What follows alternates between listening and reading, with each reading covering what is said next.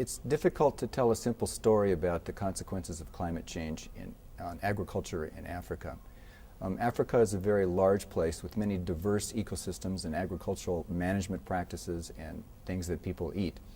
On top of that, the climate scenario stories in the future are mixed. Some parts of Africa are going to be better off, some parts will be worse off, but even those places that will be better off, the degree to which they're better off depends very much on the climate model that you use. There's just a lot of uncertainty.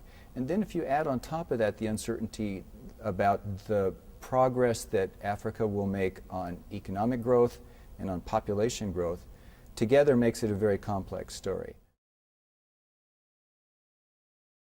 There's some simple basic messages, though, that I think are very important, and that we'll be releasing in more detail in a report that will be coming out in early November.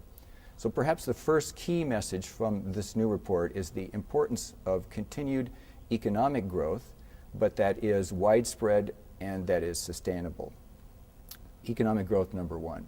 Number two is the importance, as we said earlier, of agricultural productivity growth. And that was true in the earlier report. It continues to be true today.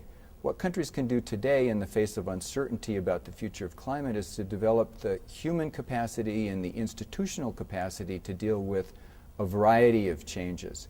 And putting those institutions and people in place to deal with whatever comes down the road from climate change and security challenges, today is the time to start to get ready for whatever happens in the future.